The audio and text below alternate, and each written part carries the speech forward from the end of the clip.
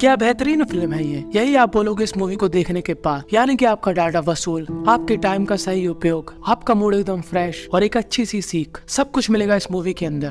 तो आज हम जिस मूवी को एक्सप्लेन करने वाले हैं, ये मूवी कुछ ऐसे गरीब लड़कों के ऊपर आधारित है जिनको मिल जाती है एक ऐसी चाबी जिसके एक तरफ जाने से वो बन सकते हैं अंबानी और दूसरी तरफ जाकर मिलेगी बर्बादी। तो वो किस रास्ते को चुनते हैं ये हमको मालूम चलेगा मूवी के अंदर।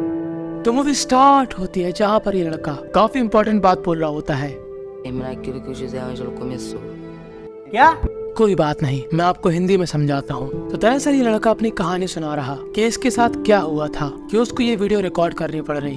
तो मूवी स्टार्ट होती है जहाँ पर हमको ये आदमी दिखाया जाता है जिसका चेहरा होता है लटका हुआ और वो काफी गहरी सोच में होता है। उसने अभी हाल ही में अपनी बेटी को दफन किया इस ताबूत के अंदर। इस आदमी का नाम होता है जॉस। जॉस अपनी बेटी पिया से काफी प्यार करता था, पर उसको दफन करते समय वह दुखी नहीं घबरा रहा होता है। अब ऐसा क्यों होता है ये हमको मालूम चलेगा मूवी के आगे। तो अब जब वो अपनी बेटी को दफन करके अपने घर आता है तब वो क्या देखता है कि उसके इलाके में पुलिस आ गई, मॉडिफाई वाली नहीं सही वाली। और जॉस अपनी बेटी की फोटो लेकर एक पर्स में डाल देता है। इस पर्स में एक खुफिया चाबी भी होती है जो कि इस मूवी में काफी इम्पोर्टेंट है। अब जॉस इस पर्स को लेकर यहाँ से 9 तो 11 हो रहा होता है, पर तभी आ जाती है पुलिस उसके घर के अंदर। पर जॉस भाग जाता है खिड़की से और उसको समझ में आता है कि अब उसके पास कोई भी भागने का दूसरा रास्ता नहीं है। पुलिस अब उसे पकड़ ही लेगी। तो वो अपने उस पर्स को रोड की तरफ फेंक देता है और रोड पर जा रहा होता है कचड़े का ट्रक और ये पर्स उस ट्रक के अंदर चला जाता है। पुलिस वालों को भी ये दिख जाता है और जॉस को भी, पर कोई भी उस ट्रक को नहीं रोक पाता।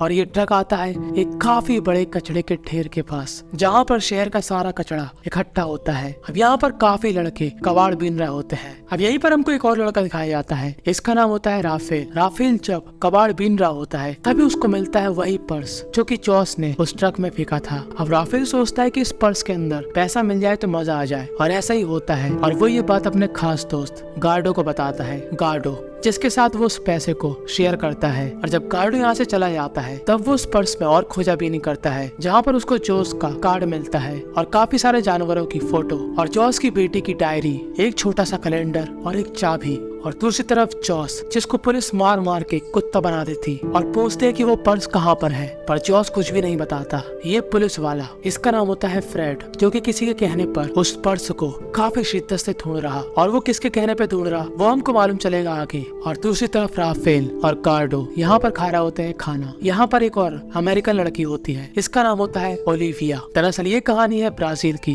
और ओलिविया अपने फादर के साथ यहाँ पर इन सभी गरीब बच्चों को पढ़ाती है और अच्छे संस्कार सिखाती है और थोड़ी बहुत खाने पीने की भी हेल्प करती है। इसलिए यहाँ के सभी बच्चे इन दोनों को काफी पसंद करते हैं और पैसे मिलने की खुशी में ये दोनों लगाते हैं गोते। कि तभी यहाँ पर आती है पुलिस और यहाँ पर पूछताछ करती है कि किसी को भी यहाँ पर वो पर्स मिला जो कि लाल कलर का है, जो भी उसको ढूंढेगा उसको हम देंगे काफी अच्छा प्राइस। और अब राफेल एकदम सतर्क हो जाता है क्योंकि वो पर्स राफेल के पास ही था। और तभी फ्रेड इन दोनों के पास आता है क्योंकि इन दोनों के चेहरे काफी अजीब लग रहे थे, जैसे कि मारा इनको सांप सूंघ गया। गार्डो पूछता है तुम क्या ढूंढ रहे? फ्रेड कहता है कि मैं एक पर्स ढूंढ रहा जो कि हमारे लिए काफी इम्पोर्टेंट है, उससे काफी केस सॉल्व हो सकते हैं। तब गार्डो बोलता है कि यहाँ पर फ्री में कुछ नहीं मिलता। तब फ्रेड बोलता है कि मैं तुमको दूंगा $1000। और ये बात सुनकर गार्डो कुछ ऐसा इमेजिन करता है।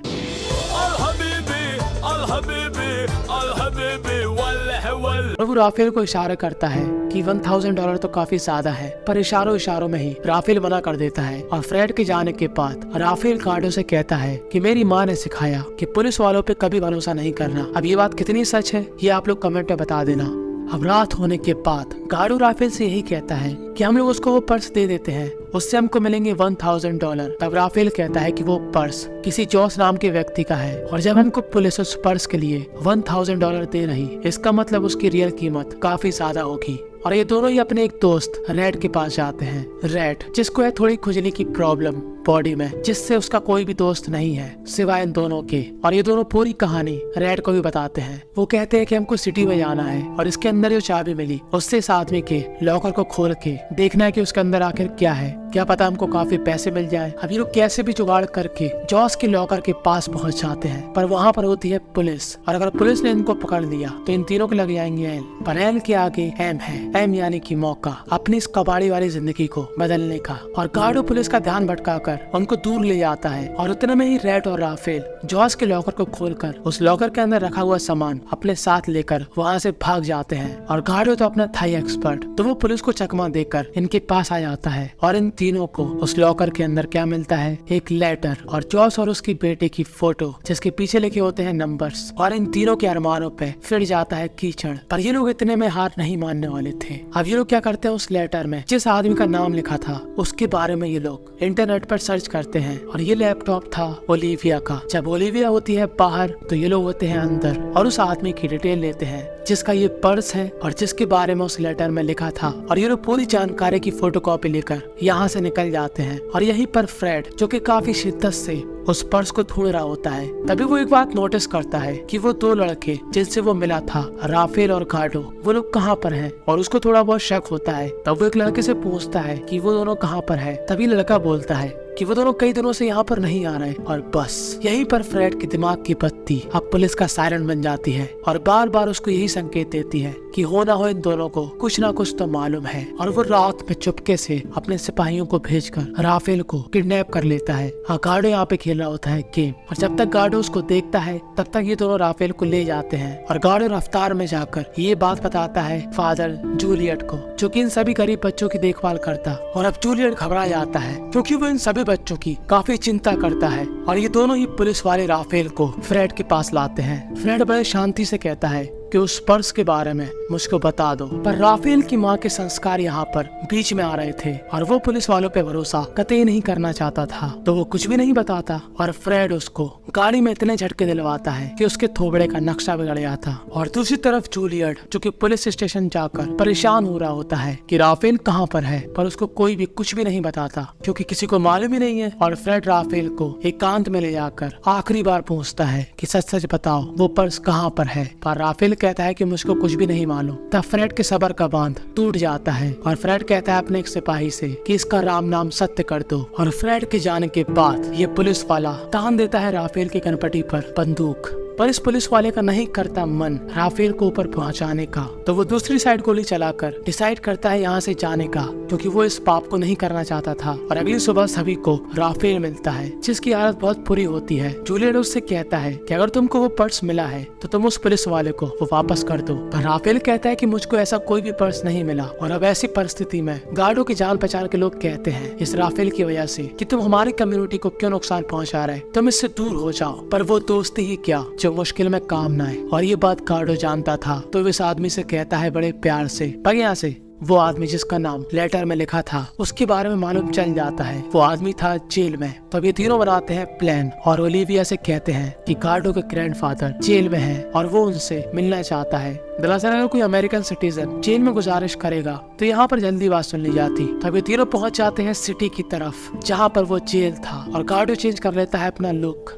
पर ओलिविया और गार्डो जेल में जाने वाले थे और राफेल और रेड ओलिविया से झूठ बोलते हैं कि उनको शहर घूमना है। पर ये लोग जाने वाले थे एक ऐसे बंगले में जहाँ पर जॉस काम करता था। तो अब गार्डो जाता है अपने फेक ग्रैंडफादर से मिलने। पर ये बूढ़ा आदमी कहता है कि मैं तो इसको नहीं जानता। पर ओलिविया ये बात नहीं समझ पाती क्योंकि ओलिविया बोलती थी इंग्लिश और ब्राजील में चलती थी पुर्तगाली भाषा। और इस बूढ़े को लगता है कि ये बच्चा उसको टोपी पहनाने आया, पर नहीं। जब गार्डो देता है इस बूढ़े आदमी को जॉस का लेटर, तब इस आदमी की आंखों से आ जाते हैं आंसू क्योंकि ये आदमी जॉस के सगे पापा हैं। और अब हमको यहीं पर सीन रोककर जॉस की कहानी दिखाई जाती है कि आखिर जॉस ने क्या किया या जॉस के साथ ऐसा क्या हुआ था।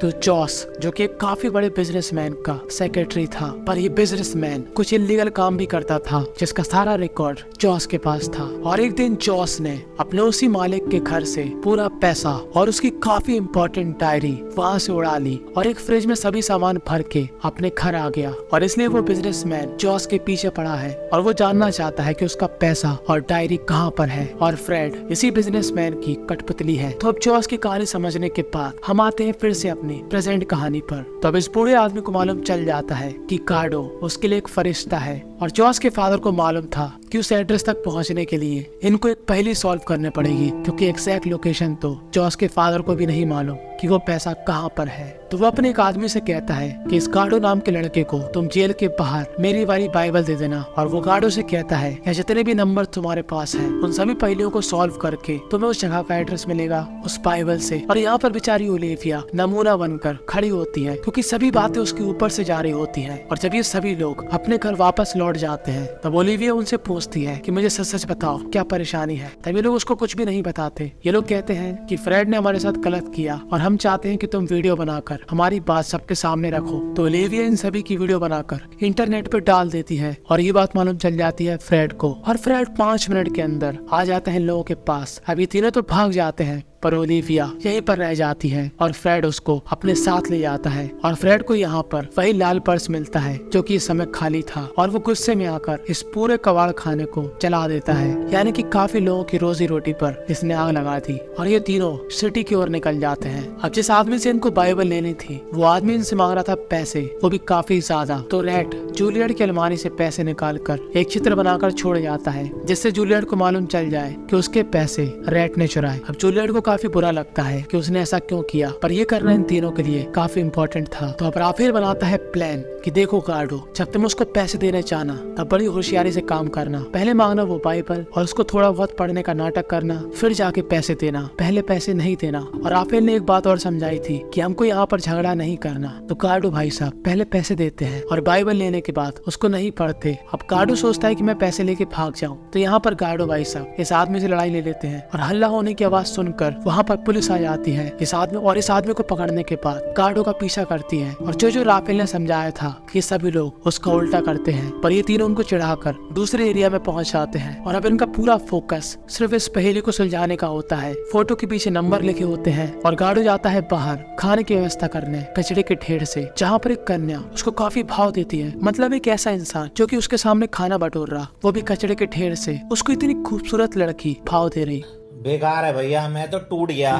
खैर तभी यहाँ पर आ जाती है पुलिस और गार्डो यहाँ से भाग जाता है। और इनके पास जो नंबर लिखे थे 909 यानी कि बाइबल का 909 पेज, दूसरा नंबर यानी कि वो है चैप्टर, तीसरा नंबर यानी कि उस चैप्टर का पॉइंट, और चौथा नंबर जो कि यहाँ पर लिखा है 10 यानी कि तीसरे पॉइंट से 10वें शब्द में क्लू है। और इन सभी नंबर में जो भी वर्ड आ रहा उसमें कोई ना कोई एनिमल है, जैसे कि गाय, घोड़ा, शेर, भालू। और जिनके पास एनिमल की लॉटरी थी उसमें इन 4 जानवरों के जो भी नंबर थे उसको राफेल इस बोर्ड में लिख लेता है 25, 16, 11। और जब गार्डो इन दोनों को बता देता है कि यहाँ पर पुलिस आ गई, तो ये सभी लोग भाग जाते हैं पर उस नंबर को बिना साफ करे। और ये नंबर दरअसल एक एड्रेस था, और ये लोग उस एड्रेस पर जाते हैं जहाँ पर होता है काफी बड़ा कब्रिस्तान। और दूसरी तरफ फ्रेड उस नंबर को देख लेता है और ये तीनों मिलकर इस कब्रिस्तान में जॉस की बेटी की कब्र ढूंढते हैं जिसका नाम था पिया। और आखिरकार काफी ढूंढने के बाद राफेल को पिया की कब्र मिल जाती है और वो उसके लिए प्रे करता है। और उसकी प्रे इतनी ताकतवर होती है कि उसके पीछे पिया प्रकट हो जाती है। और जिस तरह से आप घबरा गए वैसे ही राफेल घबरा जाता है, पर ये कोई भूत नहीं, सच में पिया होती है। दरअसल पिया कभी मरी ही नहीं थी, उसके पापा ने उसको यहाँ पर सुरक्षित रखा था छुपा कर, और वो उसको यहाँ पर राशन दे जाते थे। पर काफी लंबे समय से वो भूखी है और वो राफेल से पूछती है कि क्या तुम्हारे पास कुछ खाने को है। राफेल कहता है कि चिंता मत करो, अब मैं आ गया हूँ ना। और पिया फिर से उसी जगह पर छुप जाती है जहाँ पर वो हमेशा रहती थी। कि तभी उतने में वहाँ पर फ्रेड आ जाता है रैट और गार्डो को पकड़कर, और इन तीनों से कहता है कि अब तुम इस कब्र को खोदो। और ये तीनों पूरी मेहनत के साथ इस कब्र को खोदते हैं, जहाँ पर इनको मिलते हैं काफी सारे पैसे और एक रजिस्टर जो कि काफी इम्पोर्टेंट था। और फ्रेड उस बिजनेसमैन से कहता है कि मुझको डायरी तो मिल गई पर पैसे नहीं मिले, यानी कि पूरे पैसे फ्रेड रखना चाहता है। पर वो बिजनेसमैन कहता है कि पैसे इम्पोर्टेंट नहीं है। कि तभी पीछे से पिया आकर फ्रेड के सिर पर हमला कर देती है और राफेल फ्रेड के सिर पर गन तान देता है। गार्डो कहता है कि इसको ऊपर पहुंचा दो, पर राफेल उसको छोड़ देता है। और ये लोग अपने एरिया में जाकर एक बोरी पैसे को लोगों के बीच में उड़ा देते हैं और रेड फादर जूलियट के पैसे लौटा देता है और अपनी तरफ से भी काफी बड़ा अमाउंट वहाँ पर रखकर एक स्माइली फेस बनाकर चला जाता है। और तभी वहाँ पर आ जाती है ओलिविया, जिसको पुलिस ने छोड़ दिया। और इन तीनों की तिगड़ी जो कि अब बन चुकी है 4 की, ये लोग चले जाते हैं शहर से काफी दूर। और कुछ टाइम बाद वो जो इन तीनों की स्टेटमेंट की वीडियो थी वो वायरल हो जाती है और सभी लोग इन तीनों की तलाश में रहते हैं। जॉस के चुराए हुए पैसे से ये घूम रहे हैं आइसलैंड। और इसी के साथ यहाँ पर ये मूवी हो जाती है दी एंड। तो इस मूवी से हमको क्या सीखने को मिला कि ब्राजील की लड़कियां पैसा देखकर लड़के नहीं पसंद करती, और आप लोग कुछ जानना चाहते हो उस मूवी के बारे में जो कि मुझको मालूम है, तो एक बार पिन कमेंट जरूर देख लेना।